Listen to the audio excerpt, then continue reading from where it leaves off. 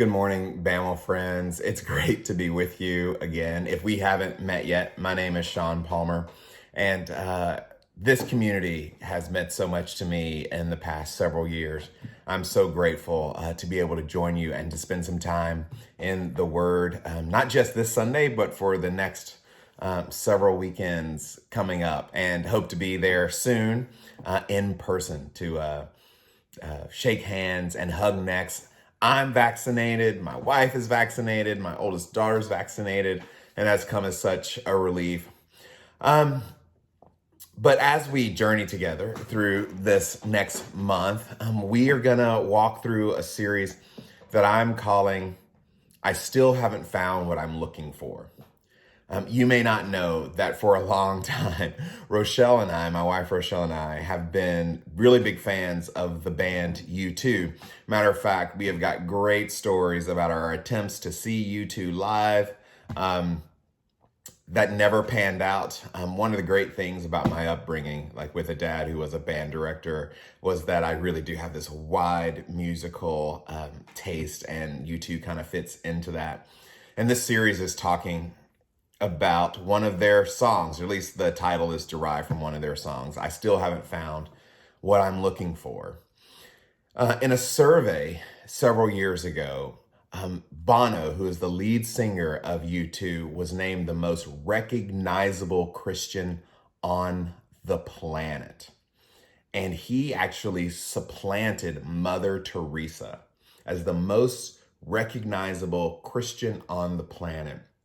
And frequently, the music of U2, the lyrics of U2, have these deep spiritual meanings and connections. And the song, I Still Haven't Found What I'm Looking For, is one of those songs. If you haven't heard it, here are some of the lyrics. I've climbed the highest mountain. I have run through the fields only to be with you. Only to be with you. I have run, I have crawled, I have scaled these city walls only to be with you. But I still haven't found what I'm looking for. Does any of that resonate with you?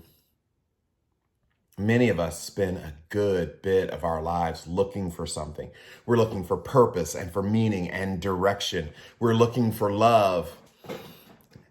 We ask big questions of life, like, why are we here? What are we supposed to do while we're here? But underneath all of those questions is an even deeper question. Will I ever find it?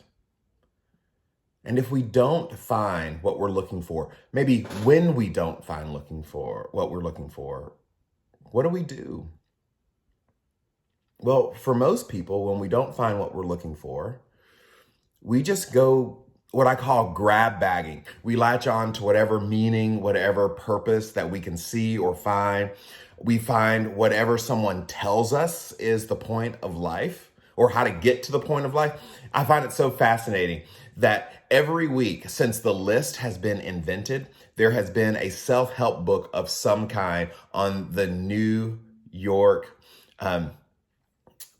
bestsellers list, on the New York Times bestsellers list.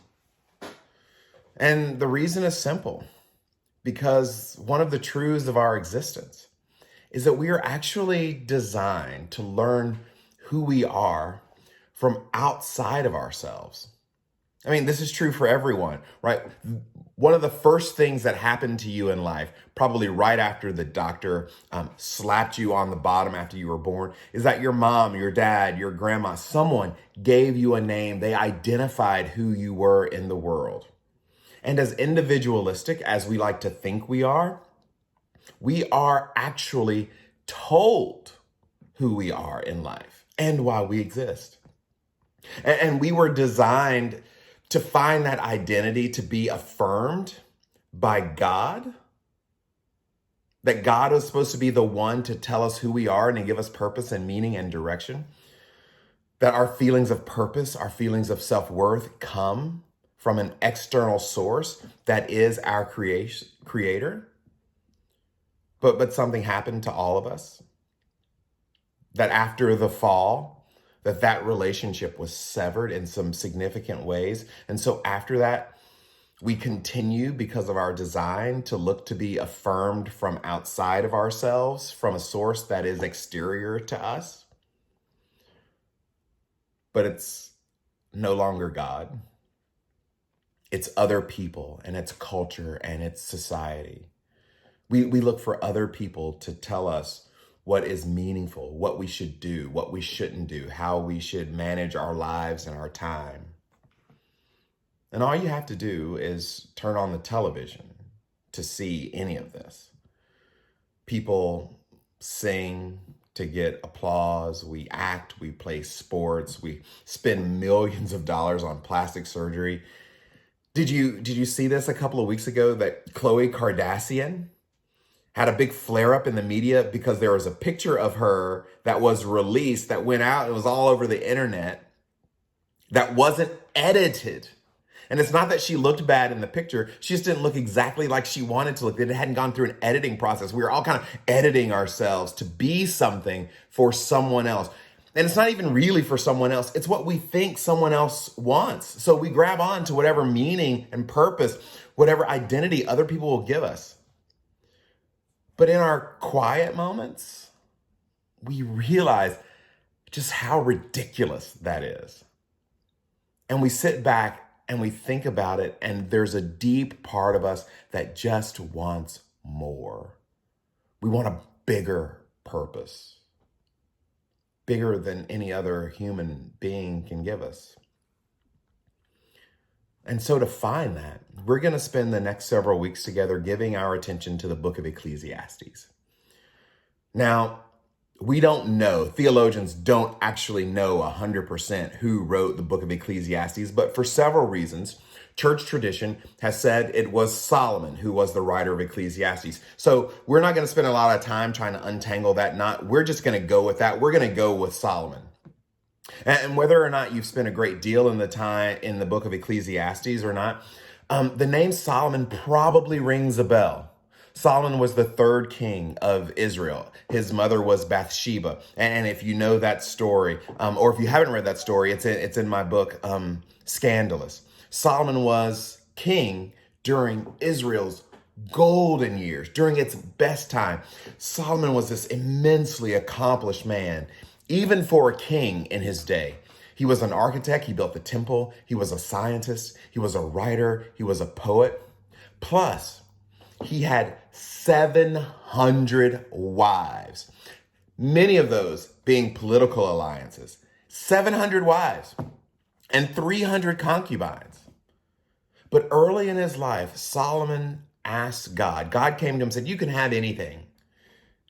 And Solomon asked for wisdom. And here's the crazy thing. He got it. Solomon orchestrated incredible political treaties, mostly by marrying all of those wives. He, in his reign, never fought a war. And this was in a time in history. This was during an era where kings and countries, man, they would go off to war just because the weather was nice. But because he wasn't fighting wars, he had a lot of time to think, to process, to contemplate. And he set out to answer the questions that you and I ask all of the time, that nearly everyone has asked. What is life all about? How do I find meaning? Because if there is a meaning to life, if there is a core to life, then isn't that what you want to spend your time doing? Isn't that how you want to orchestrate your life, the lives of your wife, your husband, your children, your parents, your family?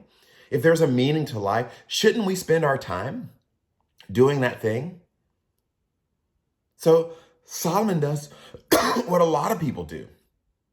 He experiments. He experiments with wealth. He experiments with pleasure, with idleness, with busyness, with theology, with science. He explored everything.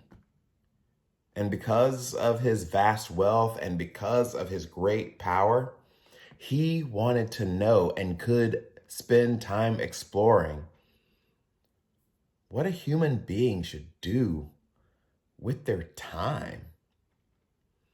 And what he came up with, we have preserved here in the book of Ecclesiastes.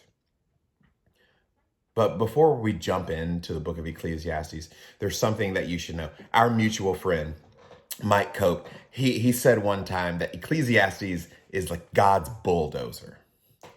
And what he means by that is it just doesn't fit the normal categories we think of when we think of the Bible. It's wisdom literature, and that works in a certain kind of way. But if we just divide it up into little chunks, man, Ecclesiastes can sound like one of the most depressing books in the world. So each week as we go through this and as we finish, you might feel like there are sections that kind of make you feel like you want to jump off of a tall building, but be patient because there is such deepness and richness in this text.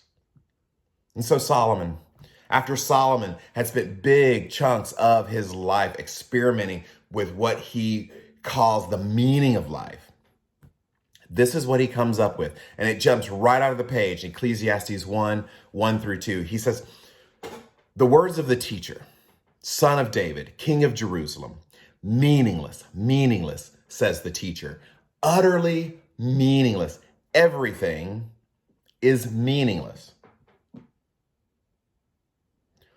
Wow, that's so encouraging, Solomon. Like, are you saying there's no point to any of this? No purpose? That sounds awfully nihilistic. You can't be serious, Solomon. But he goes on, and it gets worse. He says, what do people gain from all of their labors at which they toil under the sun? What do we gain from all our labors? Stuff. I got some stuff, Solomon, from all that labor. Got a house. I got a car. Was able to buy my wife, my husband, my kids a nice thing. I'm going to get the new whatever. I've been eyeing that new iPad Pro 2021. Looks pretty good. That's what I got from all of my labor. And Solomon goes, okay, so you got a car. What are you going to do with it?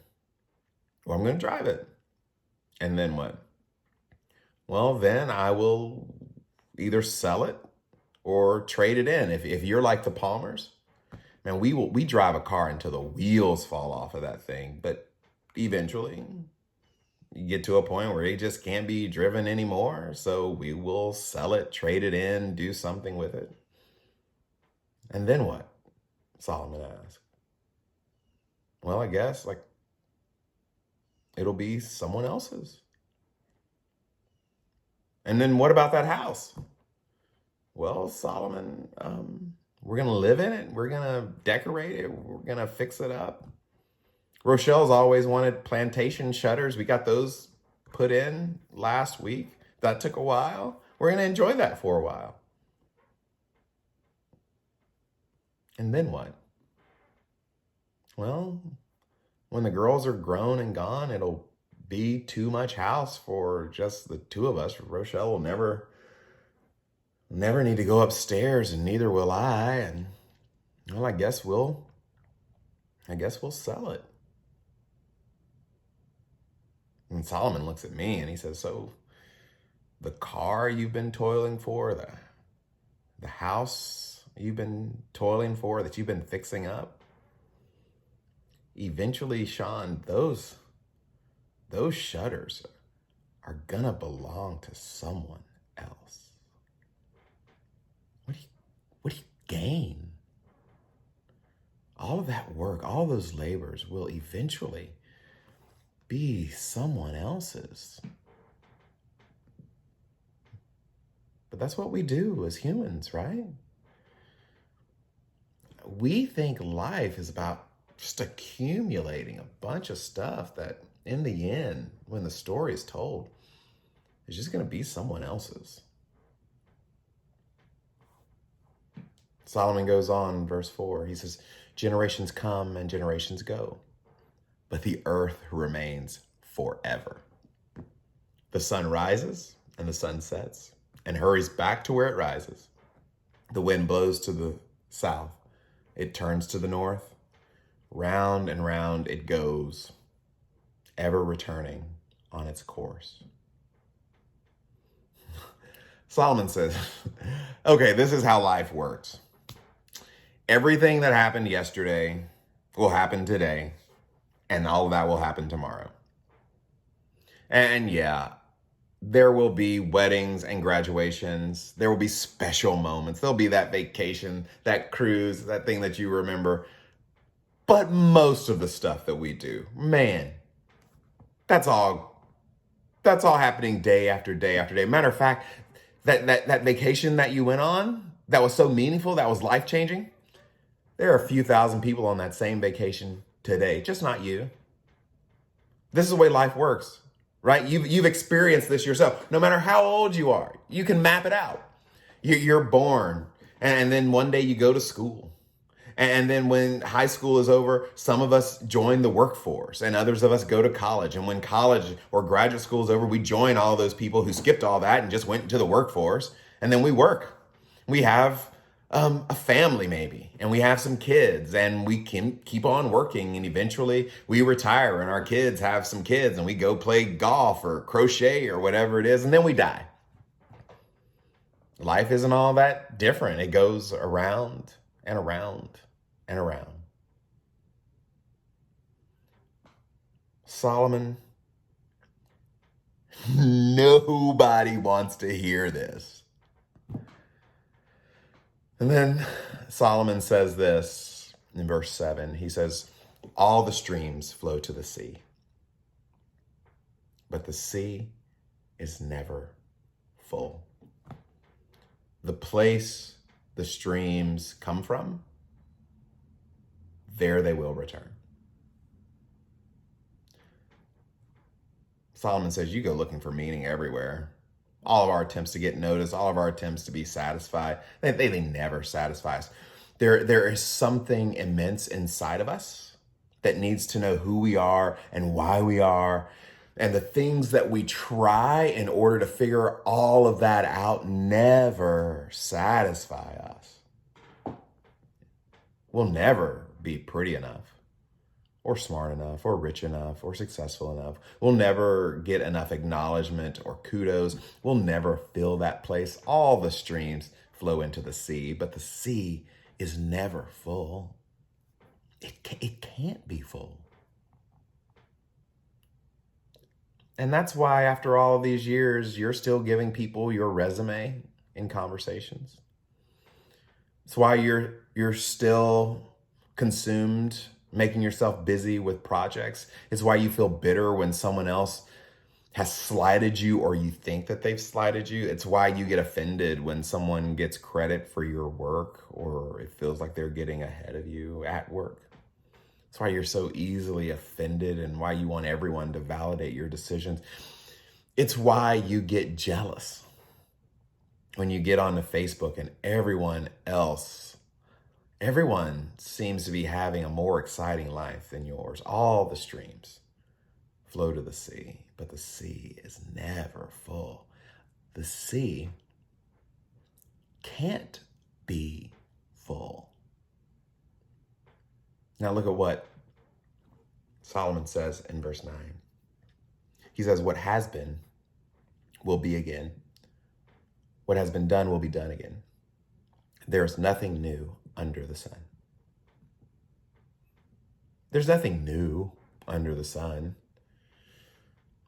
Now, if you're a younger person, this sounds terribly depressing. There's nothing new, but I got this new eye thingy. Isn't that new? This new operating system is new. They're doing this with cars now. Isn't that new? But if you're older, you're saying, all right, I knew it the whole time. There's nothing new. You're thinking to yourself, I worked hard. I tried my best. I worked my fingers to the bone. I looked at my life, and it's not all that different than the life of the people who came before me. It's not all that different than my mom's life, than my dad's life. As a matter of fact, as you get older, who do you find yourself sounding like? You ever wake up and say something and you said, when did my mother move into this house?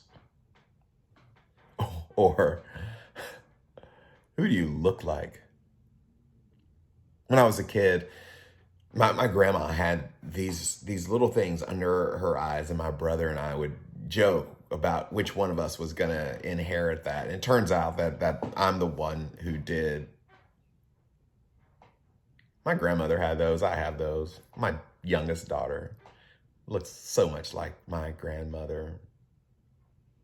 This is when every teenager starts to feel cringy hearing something like this. You're gonna be like who? Well, you may not be exactly like your parents, but you're going to be like the people who came before you. Even if it's negative formation and you're just like, I don't want to be like them. Eventually, you're going to be like them. You can push back if you want to, but there is a cyclical nature of life.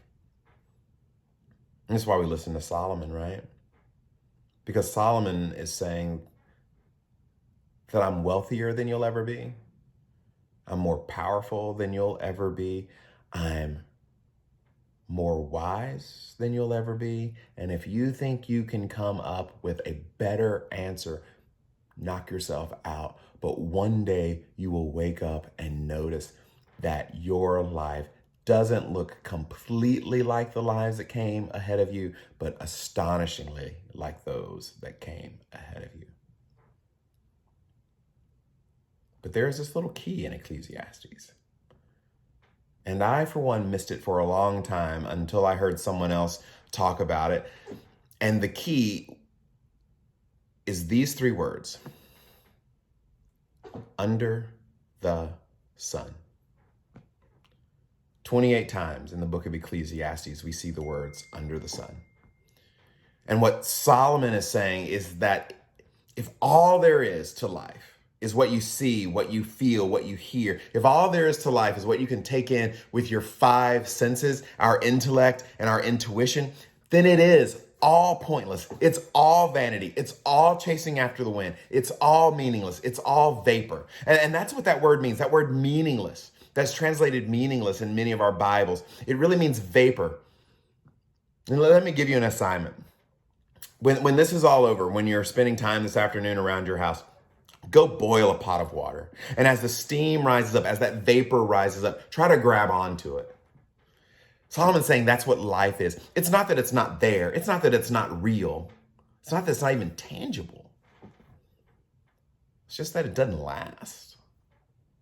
You can't grab on to vapor. Life under the sun, if that's all there is vapor. The task then is for us, if we believe Solomon is right, the task for how we live our lives under the sun is to find a meaning and a purpose that will last. And that's what I want to invite you to over the next several weeks. A purpose and meaning that will last, that will extend itself beyond our time under the sun. In the course of 25 years, lots of people have asked me why and how I decided to go into ministry. And as much as anything, it has to do with a single conversation that I had with my youth minister as we were coming back from a mission trip when I was a senior in high school. And he was driving the 15-passenger van, and I was sitting in the passenger seat. And I asked him that question that so many people have asked me about why he went into ministry. And he told me about his undergraduate degree in psychology and all of the things that he thought about doing and why he thought about doing it. And then he looked at me as he was driving late into the night, and he said, in the end, I just wanted to do something that had eternal consequences. And that spoke something into my heart. Yeah, I want to do something that has eternal consequences. And that's not just about going into ministry as a vocation. It has to do with how people treat their wife, their husband, their ex-wife, their ex-husband, how people treat their children, what we do with our money and our time, how we vote and don't vote, who we support and don't support. Because if all we're thinking about is the next thing, the next cycle, the next purchase, the next whatever, that's just life under the sun. And all of that is meaningless. But right now, today, you and I have an opportunity to choose to allow our lives to be something more than vapor. What is that for you? What is that thing that transcends all we do under the sun? God, thank you for the Bamel Church and for the wonderful women and men there who make up your body of believers. May you bless each one of them with deep insight and purpose, meaning and direction, so that they can fulfill your mission both in the world and in their homes. And we ask all these things in Jesus' name. Amen.